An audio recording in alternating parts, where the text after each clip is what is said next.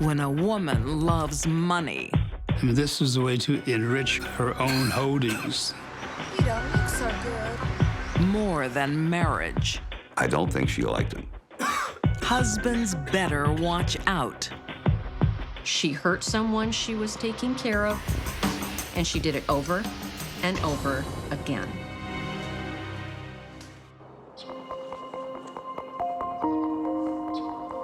(1981), Louisville, Kentucky.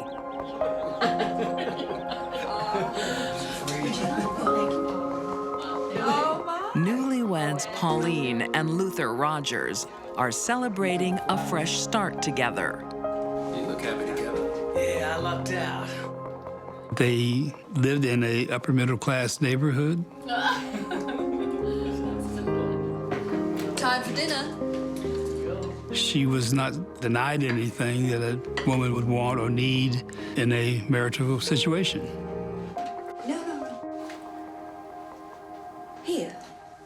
Okay. Thank you. 45-year-old Pauline is the perfect hostess. Now you wait till y'all taste the food. Attractive, charming, and a whiz in the kitchen. Bon appetit.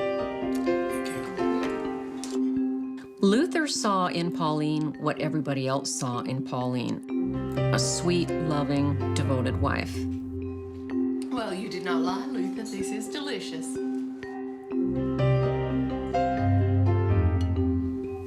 Luther discovers Pauline's not just a good cook. She has a green thumb. But within months, all is not well in this Garden of Eden. Home. Luther falls ill. You don't look so good. Think I got flu. In a short period of time, he went from a very alive person to frail and hobbling along. I'll get you something.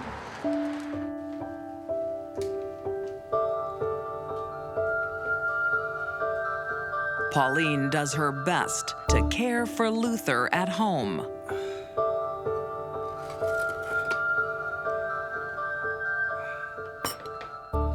He had been complaining of stomach aches, and there are remedies through drugstores and so forth available, and she obviously bought those for him so that it would coat his stomach and make him feel better.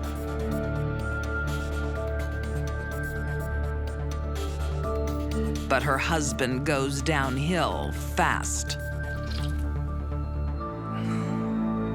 He could pursue no other usual activities in his life as he became progressively more wasted and incapacitated.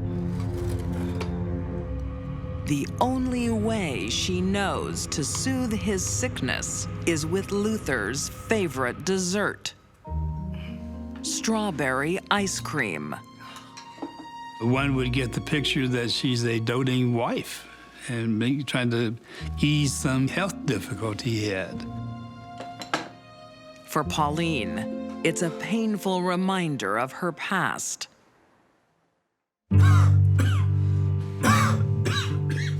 Five years earlier, her last husband, Morris, was plagued by similar symptoms. He was a fairly healthy person of his age. Hey, Johnny. He was not a person who had been struck with illnesses over his years. Despite Pauline's constant care, Morris is admitted into the hospital.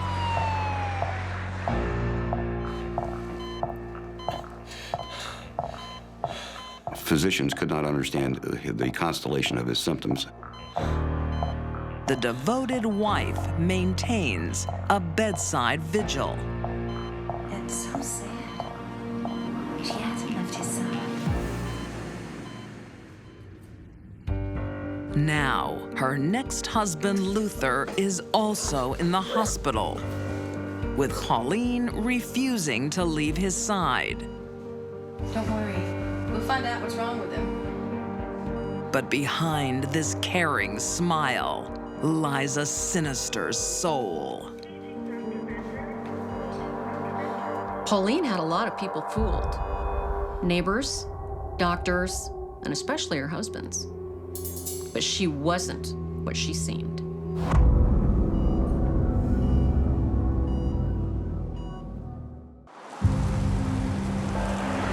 1982, Louisville, Kentucky.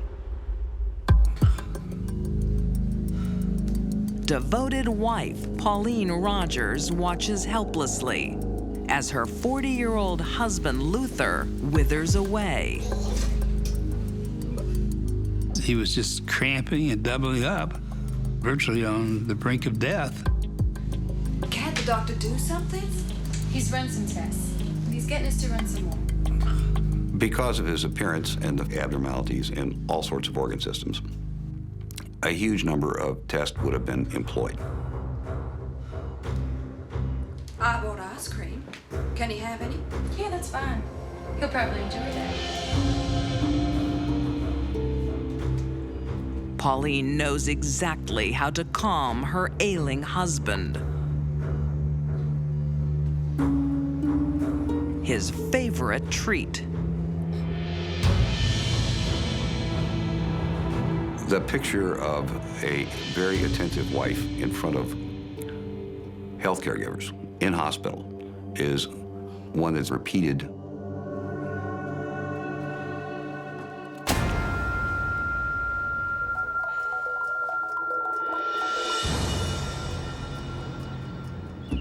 On May 18th, 1982, Luther's test results come back.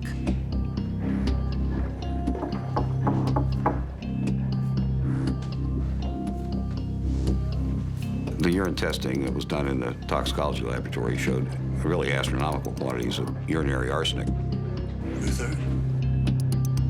indicating that his tissues were saturated and the body was doing the best it could to excrete it out. He was loaded with arsenic. You've been poisoned. The last thing that a doctor ever thinks of is that the patient was poisoned. Who would do this to you?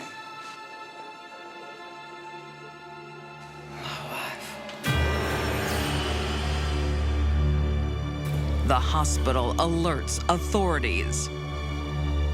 This triggered an investigation of previous social events, including previous marriages of Pauline Rogers.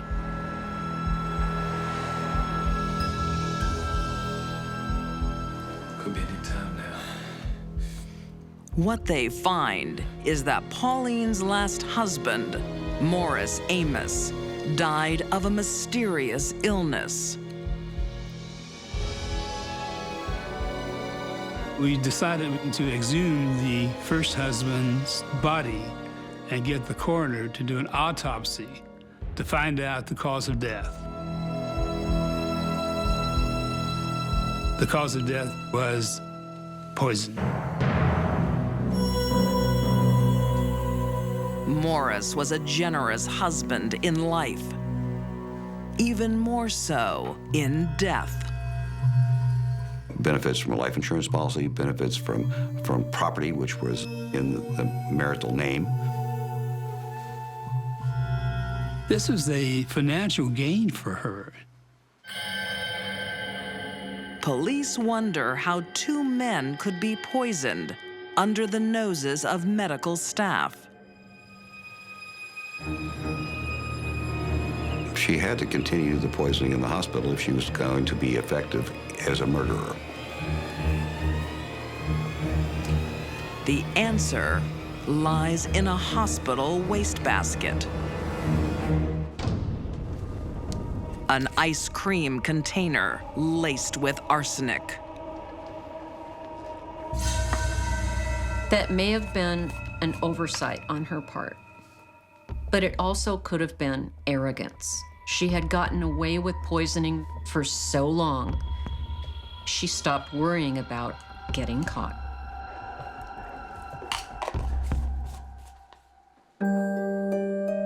Pauline's been combining her two passions, cooking and gardening. At that time, there was a readily available commercial product that was an insecticide. The purpose was to kill ants and other insects. And the toxic substance contained in it was arsenic. It has no aroma, it has no taste, but it's eminently lethal. Lucky for Pauline, both husbands had a sweet tooth. Eat this then. Most people love ice cream. He anxiously ate the ice cream, not knowing that the poison was there. That was a very methodical, very vicious way of killing.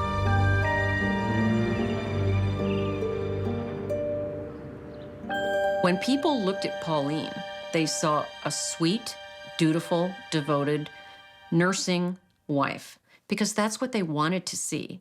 They didn't see a deadly woman. In 1983, Lucy Pauline Rogers pleads guilty to the murder of her third husband, Morris Lee Amos.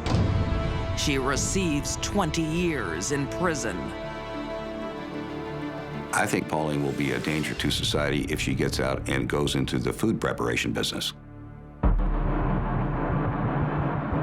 When it comes to serial poisoners, eventually, no one around them is truly safe.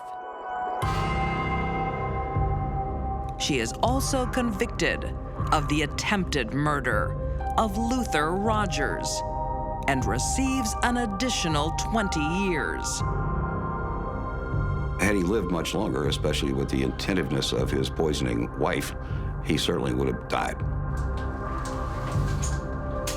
The overt symptoms that he had after enduring all this poisoning was that he was confined to a wheelchair. He was a frail individual. Literally, he had been a changed person overnight. He is now terminally tortured.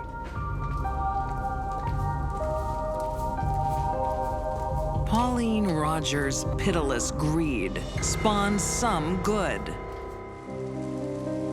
Hospitals in Louisville have since introduced strict rules to report suspected poisonings. Pauline probably would know that she has helped to save people's lives from poisoning because we now have stronger protocols that will stop that in the future.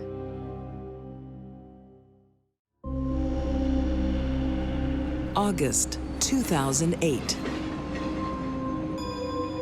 Russellville, Alabama, is small town, heartland America. Home to the Scott family. On top. Christy dotes on her youngest son, The blue. 4-year-old Noah. 6-year-old Mason is more of a challenge. No. He had some appearances or some attributes of autism. He was on some sort of medication, and he's a lively child. It's Noah's game. Hey, what's going on? He just wants to play. His father, Jeremy, has the patience to deal with Mason. Christy doesn't. Her tolerance toward Mason and the way he reacted to things was totally different than how she treated Noah. It's been that way since the day Mason was born. We had several witnesses that had noticed how angry, how quick to anger she was with Mason versus how patient she was with Noah.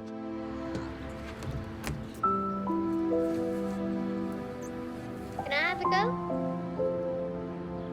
I can't cope with you. Play by yourself. We started learning that she, I guess, disciplined Mason more than she did Noah. think Christy saw Mason as an object that was giving her a headache.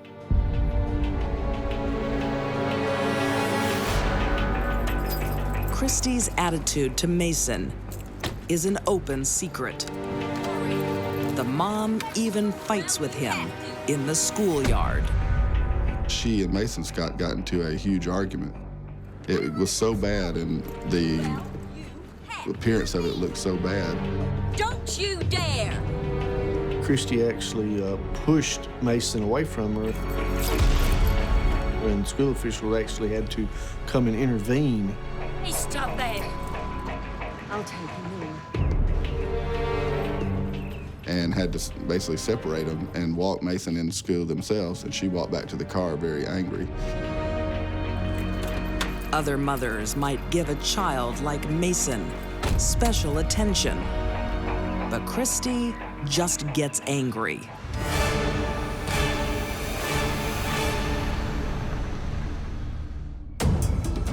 In the early hours of August 15th, 2008, Christy runs to her neighbors for help. She arrived at the door of her neighbor's home. Call 911, my house is on fire! And so, of course, they pick up the phone, call the 911. The husband starts to see if there's anything he can do. Emergency. House fire. Christy and Noah are safe. Husband Jeremy is out of town. But where is Mason? Where's your other boy? He's inside. What? It wasn't until over 2.5 minutes later that the neighbor called back to 911 and said, she just told me that her son is in the fire. And as a parent, I can't comprehend how that wouldn't be the first thing that would be said is my kid's in the fire in the house and it's on fire. So for 2.5 minutes, they were reacting like it was a house fire versus a child is burning alive and you've got to run down there and try to save it. That length of time in a burning house is forever. Emergency services are quick to the scene. I think everybody involved, was doing all they could do to try to, get the child out, but there was no way. Little Mason's body is found. It was a horrible, horrible situation. The close-knit community rallies around the family. But at her son's funeral, Christy is acting strangely. What a beautiful baby. This lady said that she had her daughter there, and Christy was holding her little daughter. She said, Christy said the most unusual thing. Christy said, Noah has always wanted a little sister. Now maybe he can have one. You hungry? What do you think about having another child? I mean, Noah always wanted a little sister. And Jeremy thought that was the wrong place and time to even be talking about that.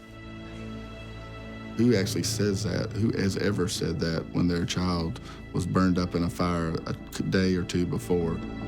As well as planning her new family. Christy is expecting a financial windfall. It's classic psychopath behavior to not be able to wait for something. I want it and I want it now.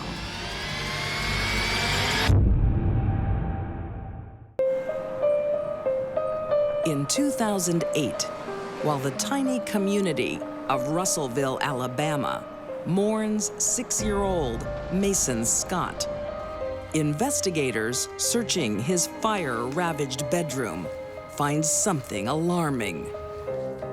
This isn't supposed to be here. And what he had found was a smoke detector that was just laying on the floor. The smoke detector is still working. It should have saved Mason's life.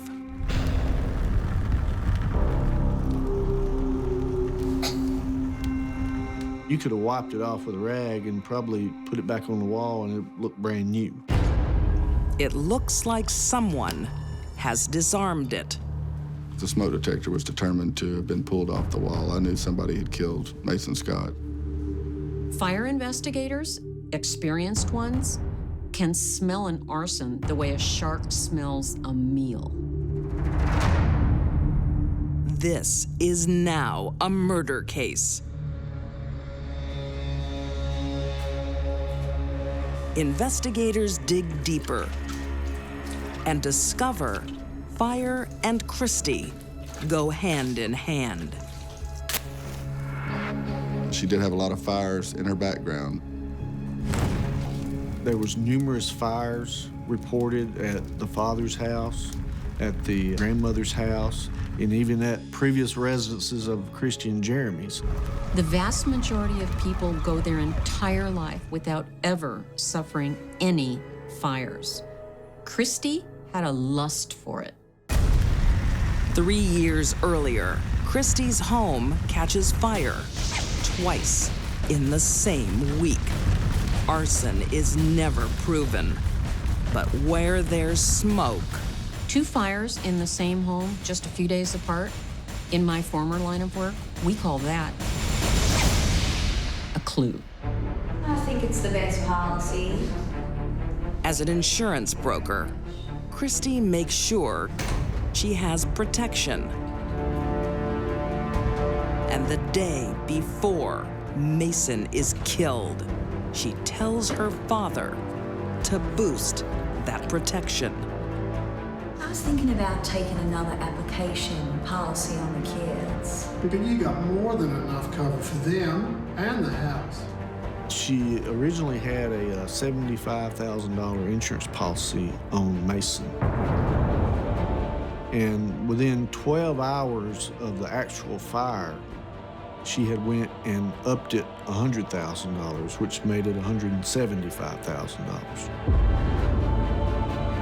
A $100,000 life insurance policy on a 6-year-old the day before he dies is about as subtle as a brick upside the head. You can never have too much. Thank you.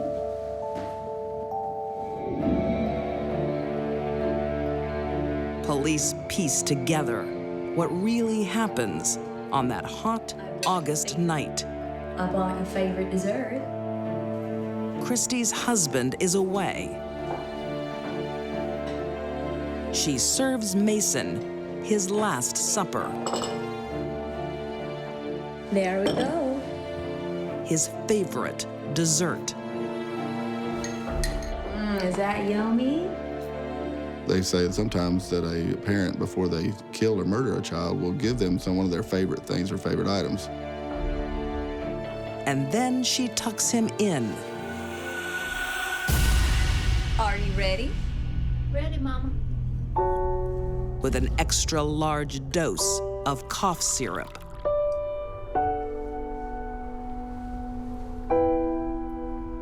It was double the amount that would be normally given a child of that age. Christie keeps her favorite son, Noah, out of harm's way. Good night, honey. In her bed.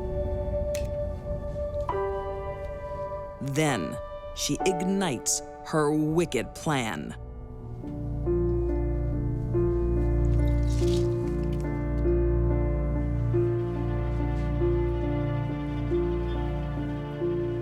Somebody had taken that smoke detector off the wall to prevent an individual or a person from being alerted or woke up. And the only adult in that home was Christie.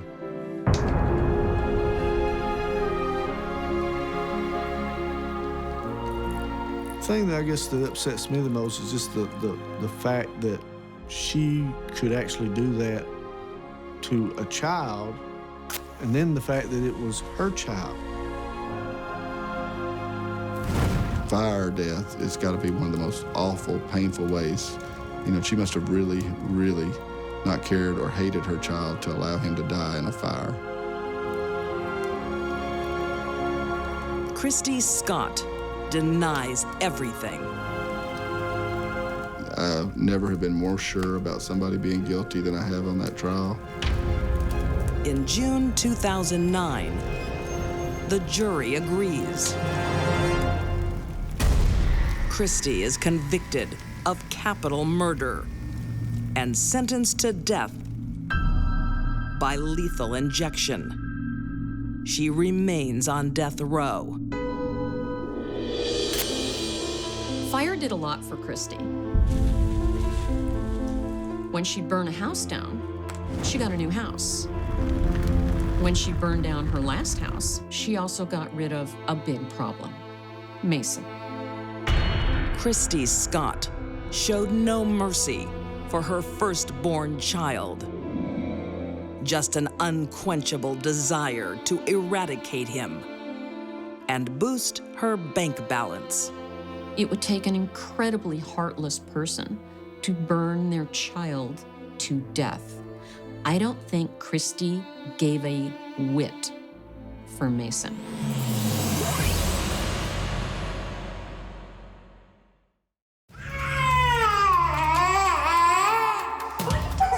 Becoming a new mom doesn't always mean you're ready. She wanted to go to the pubs with her mates.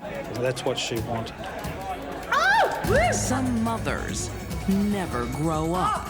Gemma was very immature. Oh my God, when?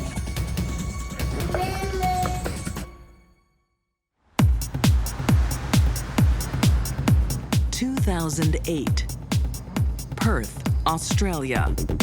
All right. I got shot. Stop it. 19-year-old Gemma Killeen is out for the night.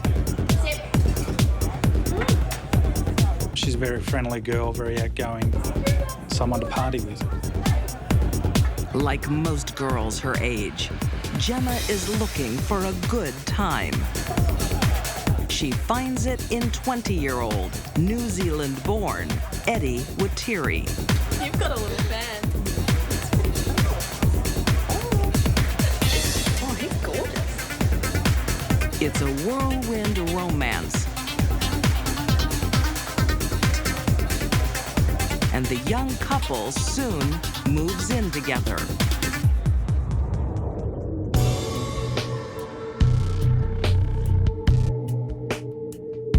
For Gemma, Eddie is all she needs. By all accounts, Gemma wanted to be with Eddie full-time. But a third person soon enters their relationship. You want a beer? I'm pregnant. An unexpected pregnancy. I'm gonna be a dad. You're gonna be a mom.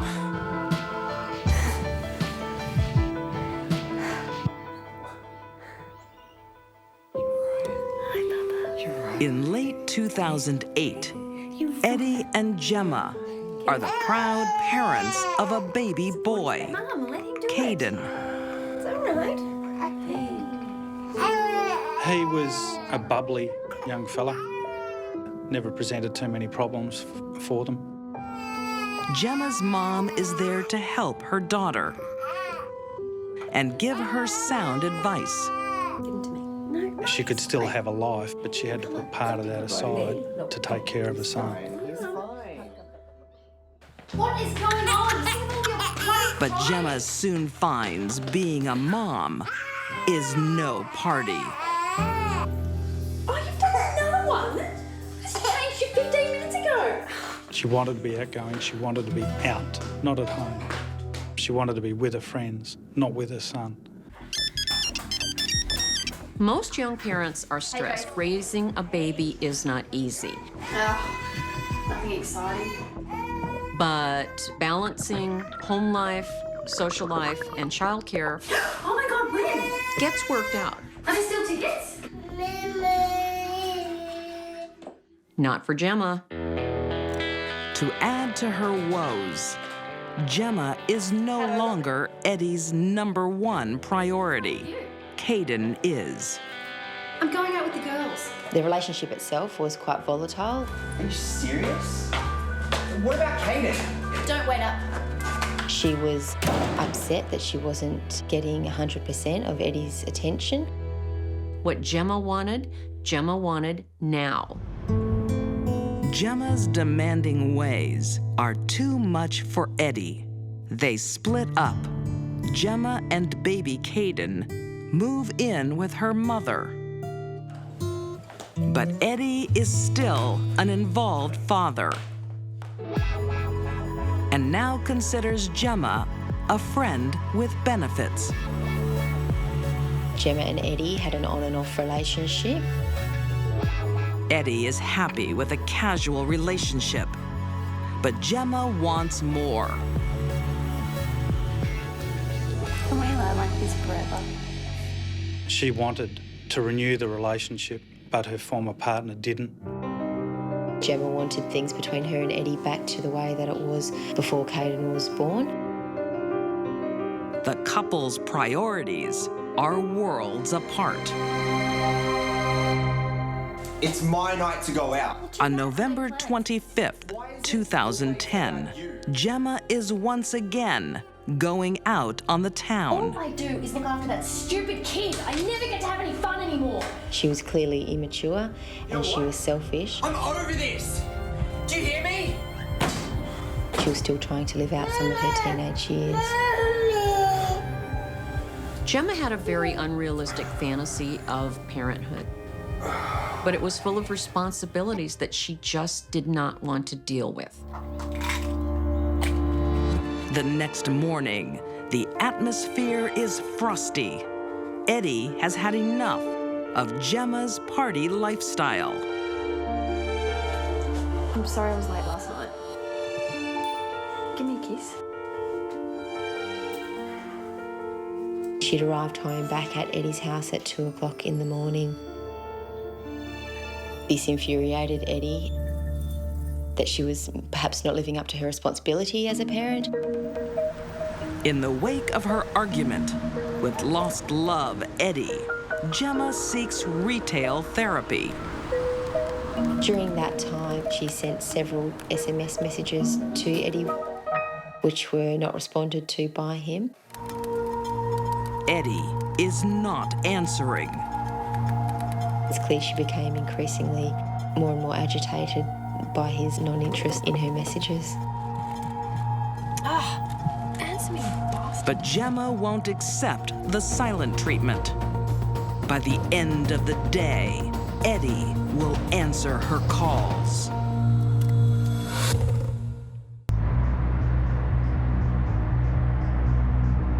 Perth, Australia.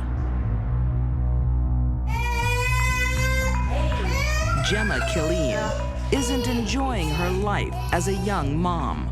The 22-year-old is bored caring for her son, 2-year-old Caden, and wants her on-again, off-again relationship with Caden's father, Eddie Watiri, more permanent. She kept on going out. She kept on trying to get back with Eddie. On November 25th, 2010, Gemma's life gets a lot worse. An innocent trip to a beachside shopping mall ends in high drama. It was about 5:45 in the evening when she raised the alarm. Mum, someone's taking Caden. I don't know where he is. She was putting some other items into the boot of the car. He was in the pram and somehow he's got out. Eddie rushes to where Gemma always wants him, by her side. We were playing in the swings over there, and then I went to the toilet block to get some water, and I came back and he was gone. Why did you leave him alone? Go to the swing. Go to the swing.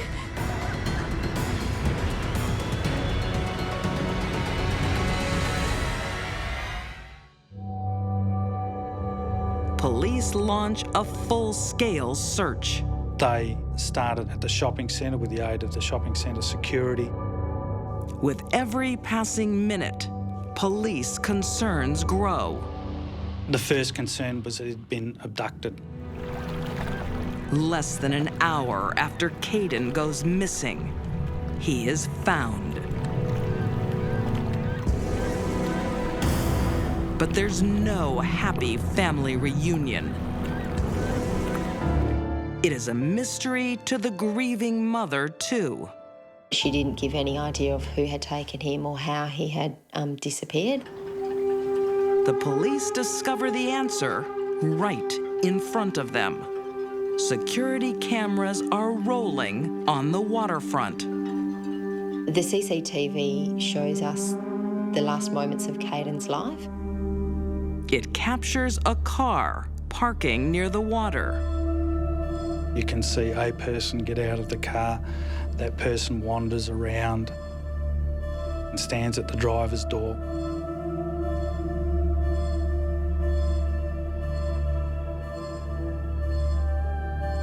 You can just see two little legs from behind.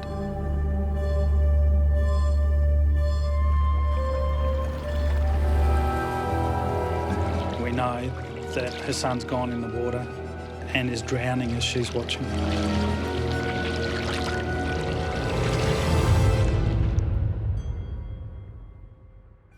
By sending the search party in the wrong direction, Gemma makes certain Caden can't be revived. Because she wanted to make sure he died. She wanted to be rid of him. I would describe Gemma as being one of the most cold-hearted murderers that I've ever dealt with. When Gemma realizes her every move is caught on camera, she gives up. Gemma pleaded guilty to the charge of murder. However, she said that she didn't have the intention to kill him. I don't believe that for a minute. Why else would she put a defenseless baby on a beach? In May 2012, Gemma Colleen is convicted of murder. She's sentenced to life imprisonment with a minimum of 13 years. There was no consideration for her son, her former partner, her mother, Eddie's family. There was no consideration other than, I'm free of this now. The best solution she could come up with was murder. Gemma is eligible for parole in 2023. She will be 35 years old, young enough to be a mom. I think the comment was made that it was our first generation why murder, why not?